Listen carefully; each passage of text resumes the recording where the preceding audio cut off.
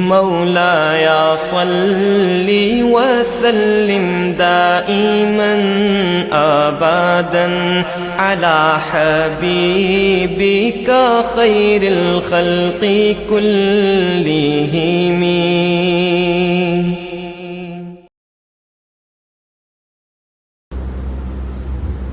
الحمد لله والصلاة والسلام على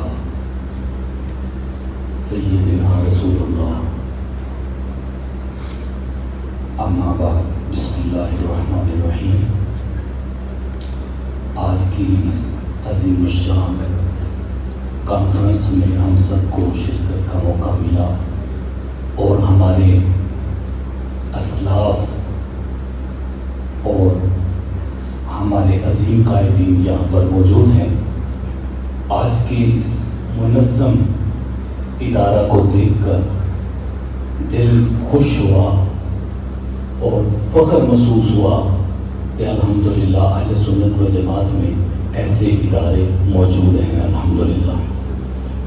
ایک اور چیز یہاں پر جو دیکھی ہے الحمدللہ وہ یہ ہے کہ یہاں سے ہر ایک عمر کا شخص فیض یاب ہو رہا ہے. ہر شخص کو سیراب کیا جا رہا ہے اور اس چیز کو دیکھ کر پیارے آقا علیہ الصلوۃ والسلام کے عہد مبارک کی یاد آئی ہے. جس وقت حضرت عمر بن سلمہ رضی اللہ تعالیٰ عنہ 6 سال کی عمر تھی. 6 سال کی عمر میں آپ فرماتے ہیں کہ میرے قبیلہ کے لوگ ابھی مسلمان نہیں ہوئے تھے، نہ میرے والدین مسلمان ہوئے تھے. تو ہمارا جو گاؤں تھا وہ مدینہ پاک کے رستے پر تھا. تو میں کیا کرتا تھا، میں اس رستے میں بیٹھ جایا کرتا تھا. جو شخص مدینہ پاک سے آتا میں اس کو روک لیتا اور اس کو کہتا کہ مجھے قرآن پاک سکھاؤ. پھر وہ مجھے قرآن پاک میرے سامنے پڑھتے، میں اس کو سیکھتا. یہاں تک کہ ہمارے والدین اور پورا قبیلہ پھر مسلمان ہوا. انہوں نے سب سے پہلے جو مسجد بنائی اس مسجد کا امام مجھے رکھا تھا. اس کا مطلب ہے کہ 6 سال کی عمر میں بھی اس دور میں تعلیم کا یہ سلسلہ تھا اور بڑھاپے کی عمر میں بھی حضرت قبیصہ بن مخارق رضی اللہ تعالی عنہ آپ پیارے آقا علیہ السلام کی بارگاہ میں حاضر ہوئے.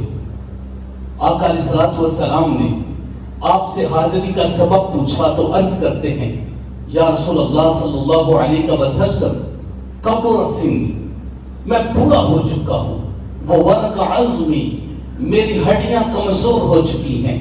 فآتیتک لتعلمنی، میں آپ کے پاس اس لیے حاضر ہوا ہوں کہ آپ مجھے ایسا علم سکھائیے جو میرے لیے نفع بخش ہو. تو آقا علیہ السلام نے پھر اس وقت آپ کو سکھایا تھا سبحان اللہ العظیم وبحمدہ. اب وہ بڑھاپے کی عمر میں آئے تھے. اس کا مطلب ہے کہ ہر عمر کے لوگ آقا علیہ السلام کے عہد مبارک میں علم حاصل کر رہے تھے. اور اسی طرح ہی اسی ادارہ سے بھی سب لوگ فیض یاب ہو رہے ہیں. اور میں اختتام کی طرف آ رہا ہوں.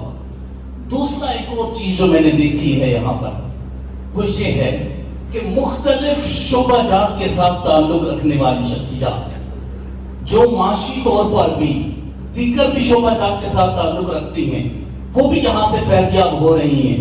پیارے آقا علیہ السلام کے عہد مبارک میں اسی طرح 3 طرح کے لوگ تھے. ایک وہ تھے جو تجارت کرتے تھے، روزانہ دن کے وقت تجارت کرتے اور رات کے وقت آقا علیہ السلام کی بارگاہ میں حاضر ہوتے اور علم حاصل کیا کرتے. یا ایک دن چھوڑ کر دوسرے دن جایا کرتے. حضرت عمر بن خطاب رضی اللہ تعالیٰ عنہ آپ کے ایک پڑوسی تھے. آپ اور آپ کے ایک انصاری پڑوسی، آپ نے باری مقرر کر رکھی تھی. ایک دن حضرت عمر بن خطاب رضی اللہ تعالیٰ عنہ جایا کرتے تھے اور دوسرے دن انصاری جایا کرتے تھے اور آپس میں تقسیم کیا کرتے تھے، کہتے تھے جو آپ اس دن سیکھیں گے آپ ہمیں سکھائیں گے، جو ہم سیکھیں گے ہم آپ کو سکھائیں گے. تو اس طرح تقسیم ہوتی تھی. کچھ وہ تھے جنہوں نے سب کچھ چھوڑ کے اپنا سارا کچھ چھوڑ کر اپنے آپ کو علم کے حصول کے لیے اور فیضیابی کے لیے وقف کر رکھا تھا، وہ کون تھے؟ ان میں حضرت ابو ہریرہ رضی اللہ تعالیٰ عنہ تھے، جنہوں نے سب سے زیادہ احادیث روایت کی ہیں، تقریباً 5374، جن کو رسول اللہ صلی اللہ علیہ وسلم نے علم حدیث میں حریث قرار دیا ہے۔ وہ حضرت ابو ہریرہ رضی اللہ عنہ فرماتے کہ جب سارے اپنے اپنے کام کاج کے لیے چلے جایا کرتے، معیشت و تجارت کے لیے چلے جایا کرتے، لیکن میں کبھی نہ اٹھتا تھا، ہر لمحہ انتظار میں رہتا تھا میرے آقا لفظ بولے میں ان کو اپنے سینے میں محفوظ کر لوں۔ تو اس طریقے سے وہ سلسلہ جو تھا وہ جاری تھا۔